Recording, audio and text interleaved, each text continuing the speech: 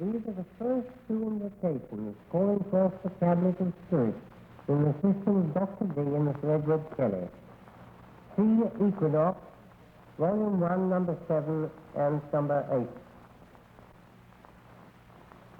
Oh, so nu very shaji go yad balaka, elenu saha te lazo, so brazo do ray, iton was a gatisad, Girat Tamel Pireti, Das Hoel Quo Khan, Tahaz of the Mazon, Od Sumimahe Tan of the Lohaz of the End, Sobata Hio, Ginonope Regia Ladi, Das Forede, Obulehe, Gialisam, Asarem Mohorela Kaba Pire, Das Zodin Nuris Saji Tab Erem Yadanahe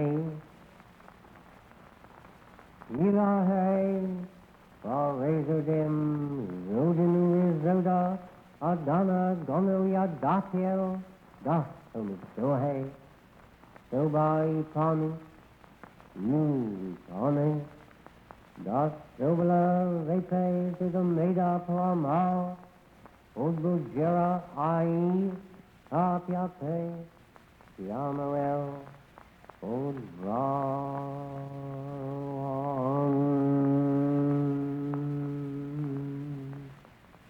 Yadakarieka Odro Dameranu Odo Kitale Kaha Yodo Reje Late Zodia Redo Nako Mada What Ahe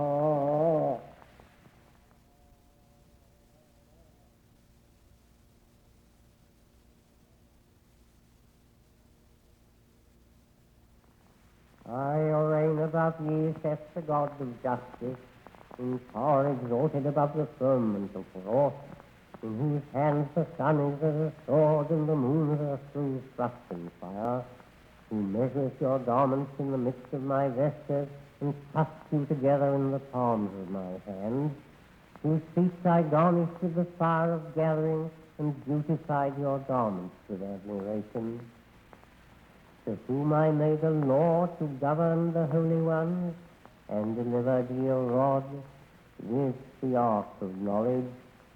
Moreover, you lifted up your voices and sware obedience and faith to him that liveth and triumpheth, whose beginning is not, nor end cannot be, which shineth as a flame in the midst of your palaces, and reigneth amongst you as the balance of righteousness and truth. Move therefore and show yourselves. Open the mysteries of your creation. Be friendly unto me, for I am the servant of the same your God, true worshipper of the highest.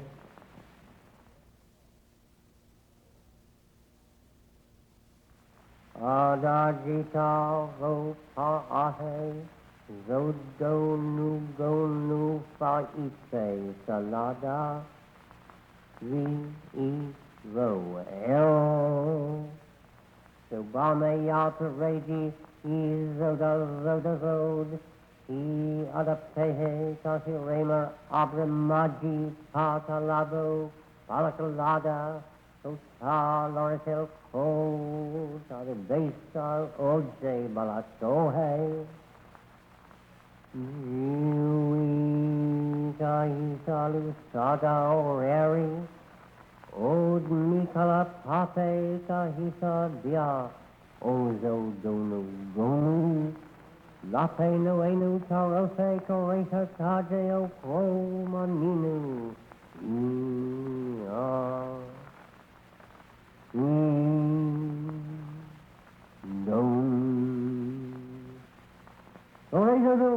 Go Hegel, do the Kaleka Kano Koda, Zodamaranu Mikala Zodo, Odo Zoda Zodame Vorela, Late Zodia, And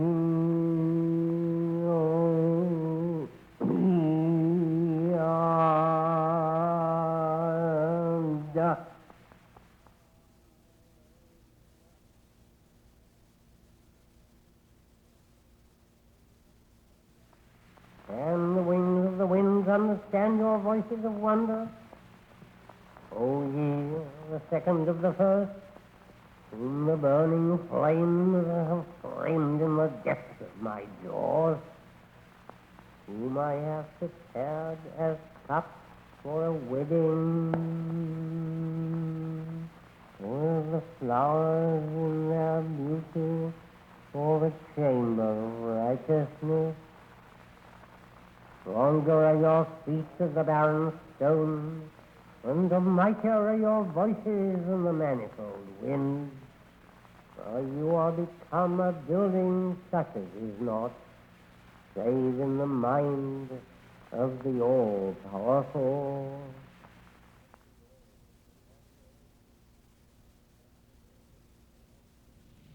Your hair was full of roses in the dew fall as we dog, the sorceress in chanting, and the paladin in trance.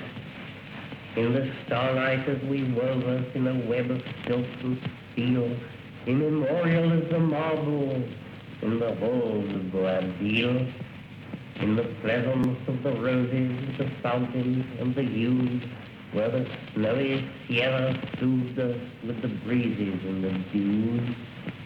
In the starlight as we trembled from a laugh to a caress, and the gods came warm upon us in our pagan allegresse. Was the Baile de la Bonne too seductive? Did you feel through the silence and the softness all the tension of the steel? Your hair was full of roses, and my flesh was full of thorns, and the midnight came upon us, worth a million crazy mourns. Ah, my gypsy, my gitana, my Celia, where you fade for the dance to turn to earnest. Oh, the sunny land in Spain. My gitana, my Celia, more delicious than a dove, with your hair aflame with roses and your lips alight with love. Shall I see, shall I kiss you once again? I wander far from the sunny land of summer to the icy polar star. I shall find you, I shall have you. I am coming back again from the silken fog to seek you in the sunny land of Spain. I shall find you, my gitana, my Celia, as of old, with your hair aflame with roses and your body gay with gold. I shall find you, I shall have you in the summer in the south, with our passion in your body and our love in your mouth. With our wonder and our worship be the world aflame anew. My gitana, my Celia, I am coming back to you. The pentagram, dedicated to Henry Foreman. In the years of the primal course, in the dawn of terrestrial birth, man mastered the mammoth and horse, and man was the lord of the earth. He made him in hollow skin from the heart of an holy tree. He compassed the earth therein, and man was the lord of the sea. He controlled the vigor of steam. He harnessed the lightning for hire. He drove the celestial team, and man was the lord of the fire. Deep-mouthed from their thrones, deep-seated, the choirs of the eons declare the last of the demons defeated. For man is the lord of the air. Arise, O man, in thy strength. The kingdom is thine to inherit, till the high gods witness at length that man is the lord of his spirit. One song for a woman, the world for a whore, the sky for a harlot, all life at your door for a woman of solace, a bitter exchange, a bad bargain of strife. It may seem to you strange. The fact is, I like it. Often it goes place power and pleasure to having to hold inexhaustible pressure. I'd give it and more in this planet of sport if the preserve the horde is proud for them. Dedicated Lady Kenneth and Sir Malcolm Hilbert.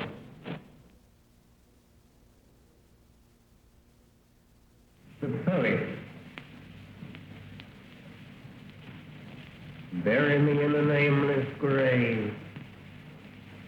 I came from God, the world to save. I brought them wisdom from above, worship and liberty and love. They slew me, for I did disparage, therefore, religion, law, and marriage. So be my grave without a name, that earth may swallow up my shame.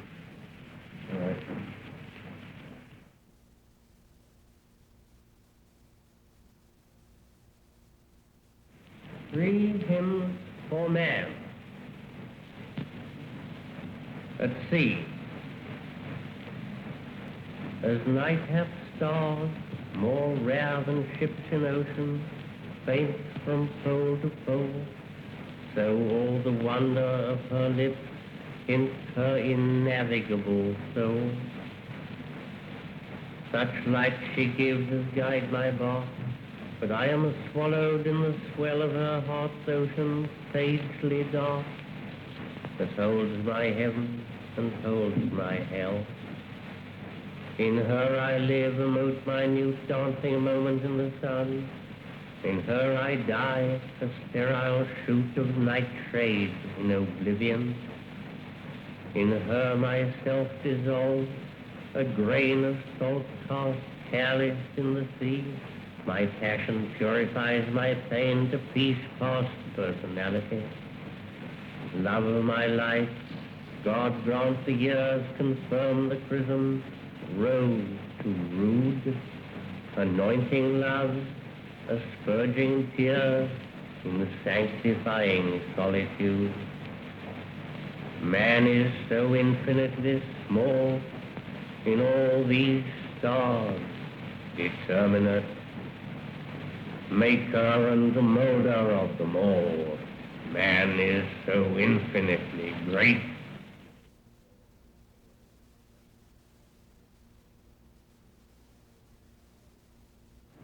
My fingernails grow on my fingers, and my fingers are fixed firmly to my hand. It is my hand that terminates my arm, and that fixed to my shoulder like a charm. My shoulder is a portion of my trunk. I hope no prostitute, however drunk, would end the shocking sequence. Yet we find, even in England, men of evil mind, pornographers who love obscene details, shameless enough to mention fingernails.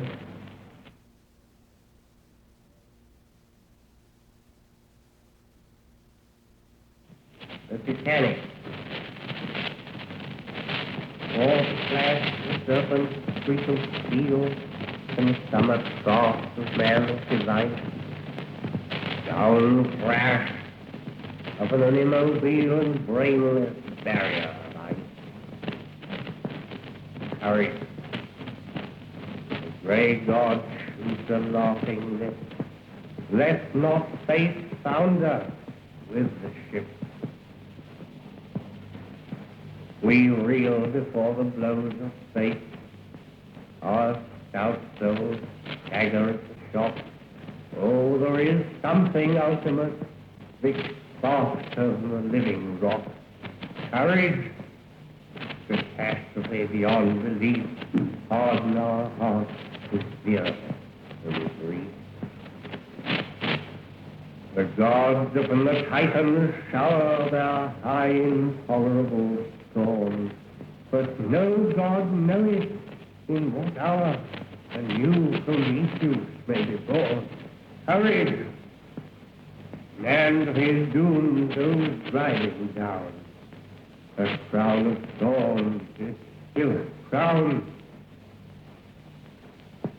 No power of nature shall withstand the blast the spirit of mankind.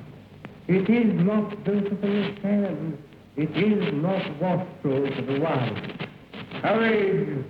Disaster and destruction tend, but taller triumph in the end. The hymn to the American people on the anniversary of their independence. Brothers and sisters, on this day, deathless glory, let us come united in our glad array to hymn our father's martyrdom. Ashes to ashes, dust to dust, so let it be. In God we trust. They died, and we are free. Take up their cross, deserve their crown. The stainless flag of liberty by man shall not be trodden down. Ashes to ashes, dust to dust, so let it be. In God we trust. In war and earthquake, wreck and wrong, still let the flag of freedom fly. In peace and safety, still be strong, for we will live as we would die. Ashes to ashes, dust to dust, so let it be. In God we trust. Though in wash the world in blood, though death devour, though time decay, let but our hearts hold brotherhood, and this they shall not take away. Ashes to ashes, dust to dust, so let it be.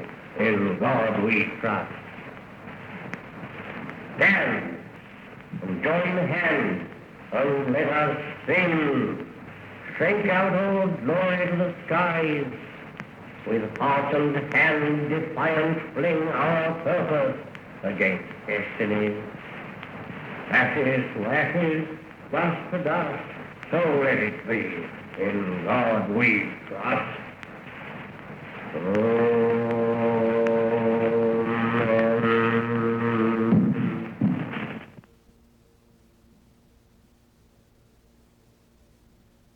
Lord, visible and sensible, of whom this earth is but a frozen spark turning about thee with annual and diurnal motion, source of light,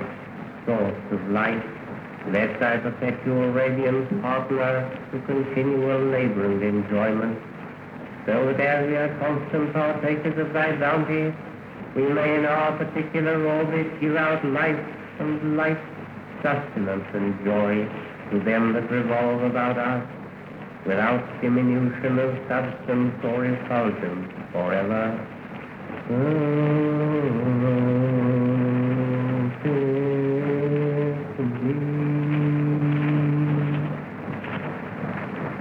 Lord, secret and most holy, source of light, source of life, source of love, source of liberty, be thou ever constant and mighty within us, force of energy, fire of motion.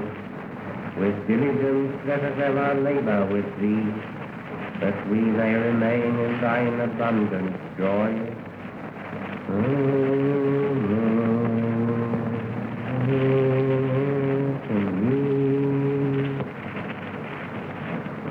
Lay Arabian Nights, the turning ever about her thought, now visible and now invisible and now seasoned.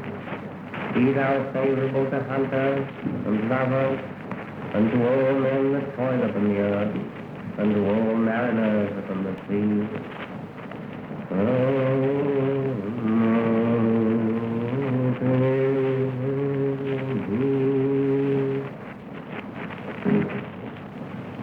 Give all your seasonal joy, gate of light, and love, be thou already down thine hands, a maiden, in thine office of gladness.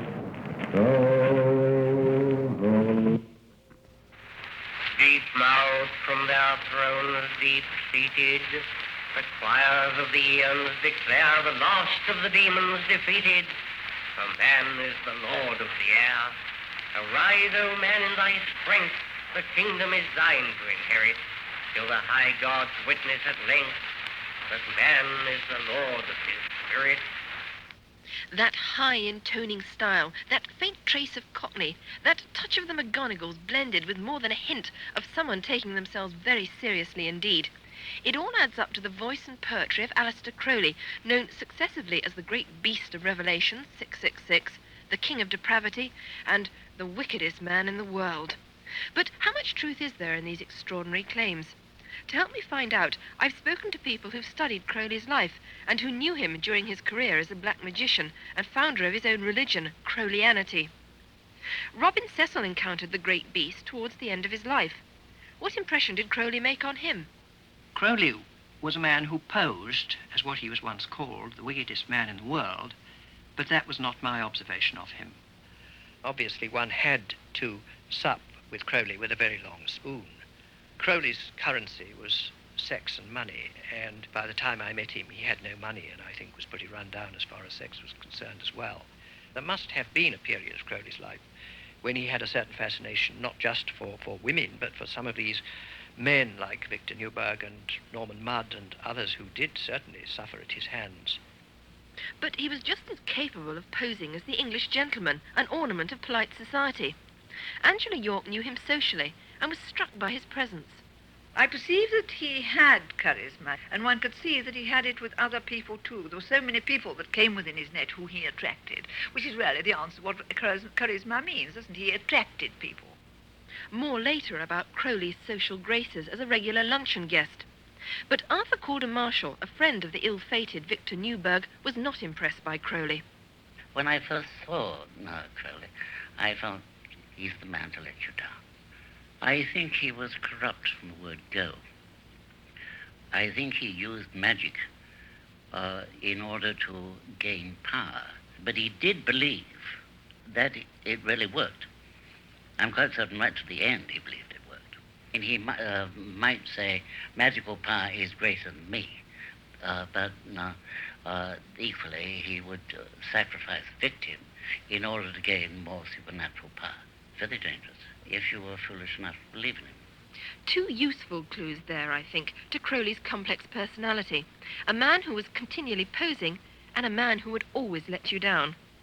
But even in the distinguished company of Corvo, Leadbeater, Bottomley, whose paper John Bull attacked him, and his friend Frank Harris, who tried to go into partnership with him, each thinking the other had access to money, Crowley still manages to stand out as a larger-than-life character of considerable gifts, who squandered them in a massive way. The problem in trying to gain any true picture of the man is that his name is surrounded by as many fictions as facts. Fiction, it must be said, that he was perfectly willing to promote. Did he really contact elemental spiritual forces, or was it all a particularly adroit confidence trick? Should he bear some responsibility for the series of breakdowns and, on occasion, suicides and deaths suffered by his followers?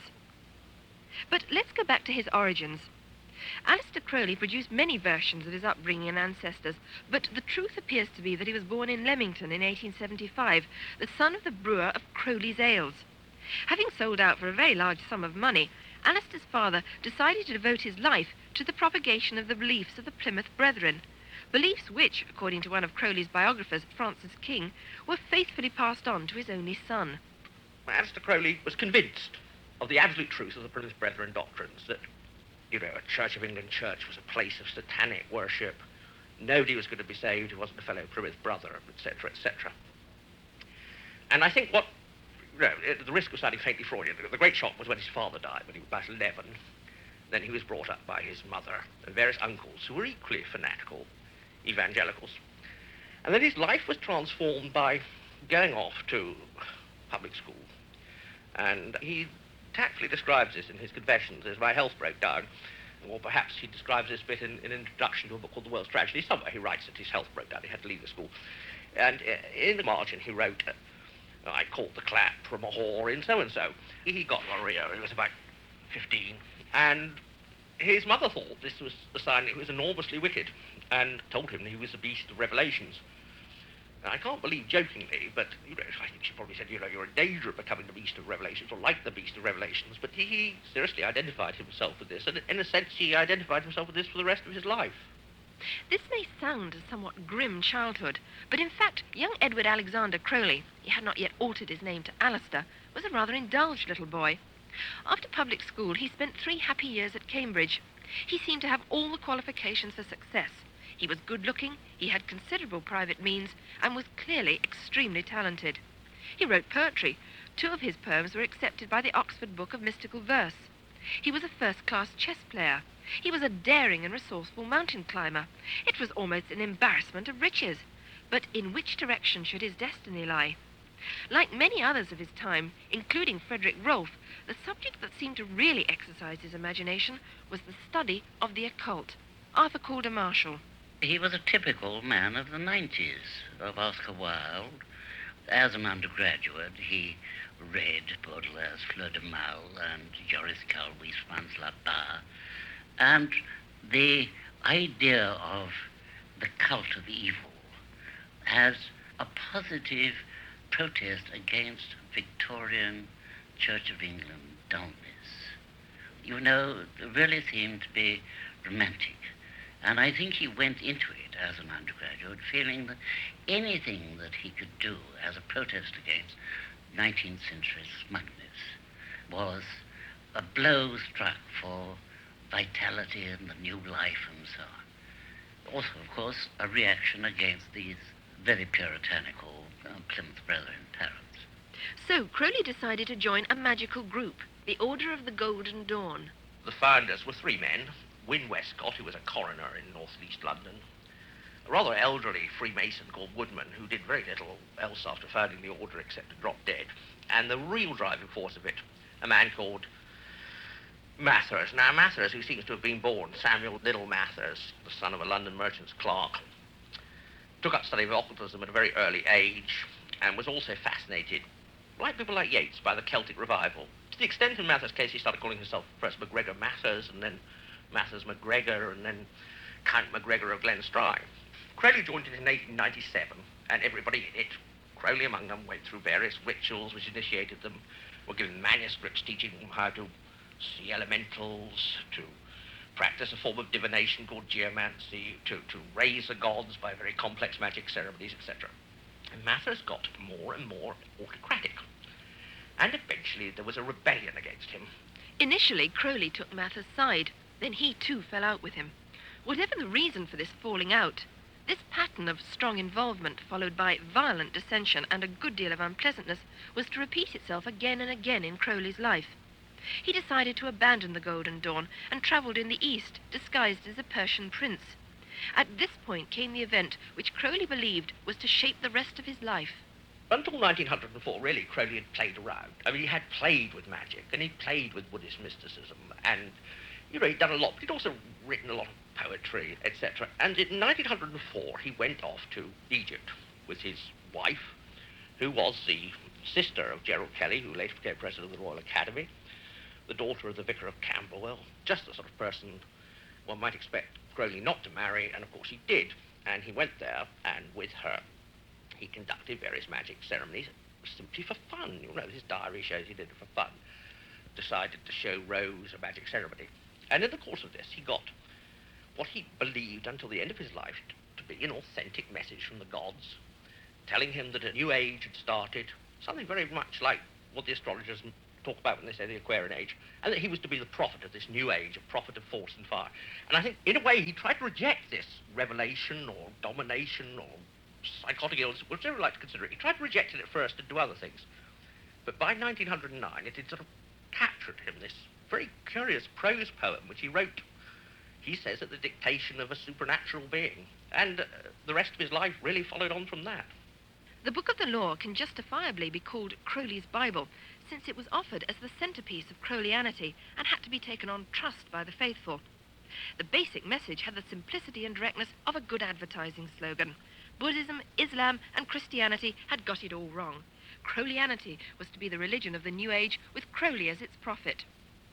The central dogma of the new religion was to be complete self-fulfillment. The maxim which has become more strongly identified with Crowleyanity, do what thou wilt shall be the whole of the law, actually comes from the writings of Rabelais, who in his turn had taken it from St. Augustine. But Crowley made one significant alteration. The original reads, "Love God and do as you will." In other words, if you love God, all your acts will serve to please him. On the other hand, says Robin Cecil, If you subtract the phrase love God, you are left with no will except your own. And your own will then takes advantage and exploits other people. And the religious concept disappears. Because for Crowley, religion was, if you like, the worship of Crowley. His own egoism was elevated to that of a kind of monstrous idol, which other people were expected to worship.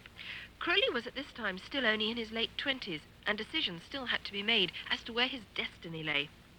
In the event, he seems to have abandoned plans to become the greatest chess player, poet, or mountain climber of his generation, in favor of throwing in his lot with the world of magic. It's hard to know whether he genuinely thought that this was his greatest gift, or simply decided to be pragmatic by trying to shine in a field that offered very little competition. For he was clearly desperate for recognition and attention, and a place in society. He had drifted about trying to find his destiny. Now it seemed, with the revelations of the Book of the Law, he had found it. By 1908 or 109, it had captured him. He devoted his life to this. And from this time, the way he drifts about is drifting about in a rather different way, not drifting about with different interests, but drifting about because he is possessed by the belief that he is, in a sense, moved by the gods, that he interpreted everything that happened to him as a direct relationship or a direct revelation of the gods to him. So when he met somebody in a bus or a ship, while staying at a hotel, the man might say something, Crowley would see this other person as a messenger from the gods, not consciously so, but he believed, he drifted about as he believed the gods wished him to drift about. A good many people were trying to establish new religious systems at this time. The theosophist Bishop Leadbeater was making his own bid for recognition. He caused Crowley, in a bad attack of pot-abusing kettle, to savage the bishop as a senile sex maniac proclaiming his catamites as the coming Christ. To Crowley, his own system of belief at least had some logical, philosophical basis. Robin Cecil. Crowley believed that there were forces at work in the world which had not yet been detected and which were invisible and intangible. That some of these forces, quite ordinary forces like electricity, like wavelengths, if you like, had been discovered recently and others would be discovered. And that the purpose was to get into touch with these forces. And there were two ways of doing this, because the forces were external, and to that extent you needed ceremonial magic as a means of getting into touch with them. But also you had to attune yourself, and the instrument for doing this was yoga. And there were therefore these two prongs, if you like, to the Crowleyan fork. The one to tackle the external world, which was magic, and the one to tackle the inner world, which was the inner discipline of yoga. The immediate consequence of the revelation of the Book of the Law was that Crowley felt obliged to found his own occult fraternity, called the AA. A magician, as one of Crowley's biographers, John Simons, has remarked, must have an order, just as a politician must have a party. In the early days, at least, Crowley never had any trouble in attracting followers, and it was thus that Victor Newberg, a bright young undergraduate, became his pupil. The relationship illustrates more clearly the power that Crowley was able to exert over other people's wills. Not only did Newberg agree to participate in a new, particularly unpleasant 10-day crash course in practical magic, but was actually prepared to go on working with Crowley for 5 years afterwards. The crash course included Newberg sleeping naked for 10 nights on gorse bushes and being beaten intermittently with furze branches and stinging nettles by Crowley himself, with whom he also had sexual relations. When Newberg finally broke with Crowley, he was ritually cursed by him and suffered a nervous breakdown, which was to affect his health for the rest of his life.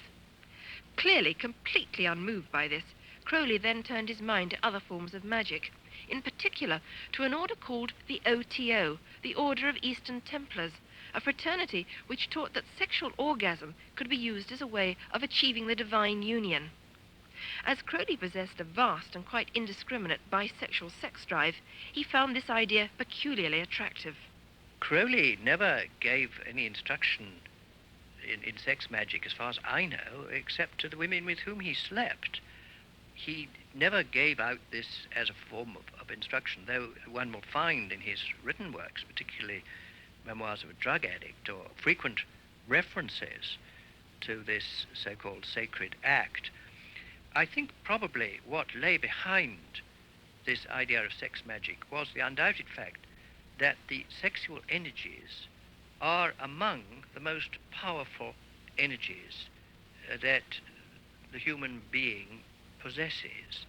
For example, sex energy is far more powerful in the sense of actual moving of mountains than intellectual energy. And it's a particular form of emotional energy, which undoubtedly is very forceful. And I think this is why Crowley, in trying to exercise his will and encouraging others to exercise their will, emphasized sex energy. Unfortunately, of course, there is no place in this creed for woman as anything else but a victim. And in that sense, the whole of what has sometimes been called Crowleyanity is impregnated with male chauvinism. And male chauvinism, it must be said, of a curiously demoralizing kind. Crowley's role as the great beast demanded the constant presence of a woman prepared to be his great whore of Babylon, his ape of Thoth, or his scarlet woman. A surprising number of women volunteered to take on these unattractive and unappetizing roles, and not surprisingly, numbers of them ended up with drink problems, nervous breakdowns, and actual insanity. Yet there always seemed to be another woman ready to take on the inevitable byproducts which a relationship with Crowley always involved. These included violence, homelessness, insecurity, quite often pregnancy, and inevitable desertion, to which one can add the more positive disadvantages of a digestion ruined and a spirit humiliated by the ingestion of body substances. But male chauvinism was just one of Crowley's less attractive features to add to his general bigotry and anti-Semitism. Yet Crowley's intellectual system, his Abbey of the Will, is really no more improbable than any other religious systems thrown up by the flower-powered 60s. The trouble seems to have been that Crowley never grasped the fact that if you want to start a new religion, it is fatal to quarrel with all your followers. How on earth are you to get together a congregation, let alone staff and finance the propagation of the word? Crowley never had any trouble in attracting followers. The problem was keeping them. And after the incident at Chefaloo, where Raoul Loveday, a Crowley neophyte, actually died, it became harder than ever to attract the right sort of person. Francis King. Chefaloo, as you know, was where Crowley had his abbey, which was a rather scruffy, disused farmhouse where various disciples came out to him. And it really hit the headlines when a disciple called Raoul Loveday, who got a first at Oxford, died in mysterious circumstances. Now, on to this leapt the Daily Express and John Bull. John Bull's circulation had dropped quite sharply since its founder and owner, Horatio Bottomley, had gone to prison. So it was jolly good to find a nice wicked man in the shape of Crowley. And I think what happened was that quite simply Raoul Loveday caught enteritis from drinking dirty water and died of enteritis. That dirty water certainly can't have helped, but I suspect it was the chaser of freshly slaughtered cat's blood which ultimately did for poor Raoul. Whatever the cause, it spelt the end of Chefaloo. Crowley continued until his death in Hastings in 1947 in this same zigzag pattern. Life was a constant series of new involvements, new schemes, new disciples, money problems, litigation, and the copious consumption of drugs, particularly cocaine and heroin.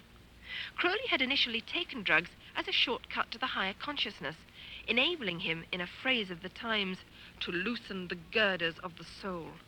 But the problem, as Crowley was to discover, was that if you loosen the girders of the soul too often, the whole edifice begins to tilt in the most alarming way. So perhaps it's not surprising that when, in 1939, Robin Cecil, then a fresh-faced youth in his 20s, met Aleister Crowley, who was then in his 60s, he describes him as a ruin, bloated yet ravaged. Crowley's health was failing, but he was still on the lookout for new followers, convinced that he would still get the recognition he deserved, that somehow someone was going to turn up. Getting to know Crowley was rather like exploring a ruin. Ruins have always fascinated me. Crowley always thought that I had been attracted by his personality and that I'd made all the running. I don't think this is really true, but Crowley thought that for me this had been a very important episode in my life. And as soon as he found that I was quite interested in the ideas he had to peddle, one of the first things he instructed me to do was to write a short history of my life, culminating in the moment at which I had met him, because in his view this was a culmination for me. Robin Cecil wisely concluded that however interesting these ideas appeared to be, that here was a man who should be treated with the utmost caution. Later on, when he stayed alone in Crowley's flat in Jermyn Street, he found the atmosphere of the place deeply depressing, as though reflecting the underlying melancholy and frustrations of the owner. In spite of the fact that I was dead tired and that one was missing a lot of sleep for other reasons, I found myself caught up in a sort of miasma. I felt the whole atmosphere of this place laden with the frustrations of a lifetime.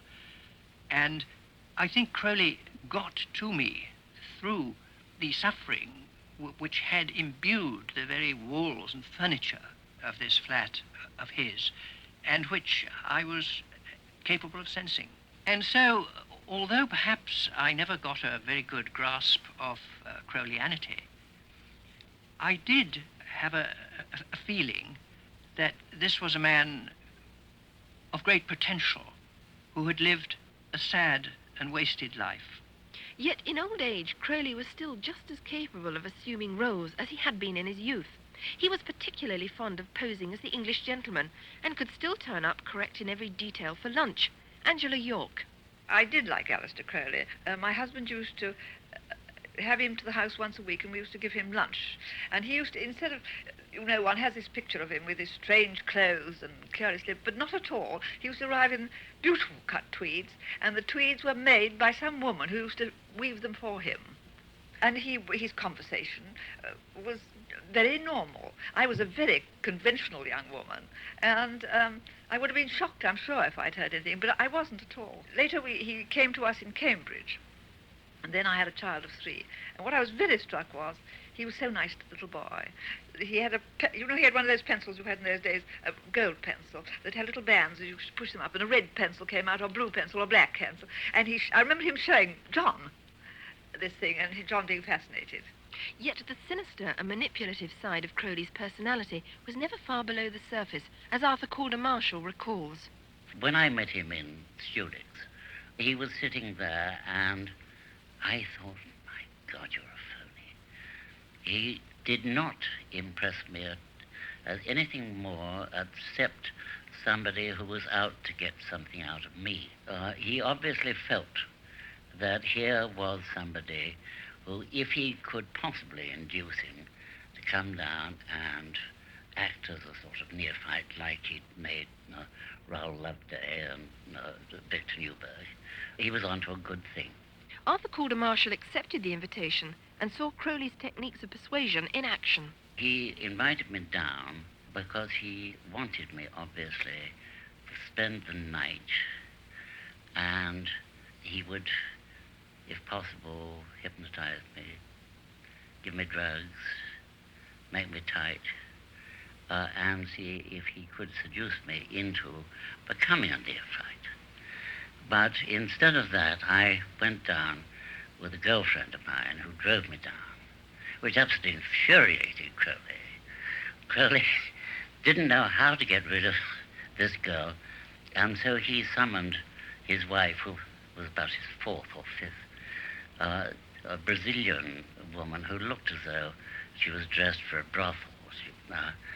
And she came down in a black and white long evening dress and high heels. And this woman was sent out to the garden with my girlfriend. It was October, to look at the Brussels sprouts and slight drizzle. While Crowley seated me at a table, he was smoking specially strong little Brazilian cigarettes wrapped in Indian corn sheaths. And he plied me with brandy and talked to me very earnestly indeed, looking into my eyes as hard as possible. And I realized that he was trying to hypnotize me. And I knew that if he'd had me all night, I might have given way if I got tight. But I knew I also had Eleanor out in the garden who was going to come back, rescue me, and take me to London in her car. But I did realize at that point that if he got you alone, Crowley was a very sinister man. With a character as complex as Crowley's, can there ever be any kind of final summing up? I think during his life, one would have to write him off as a magical failure. He ended life, after all, still a magician,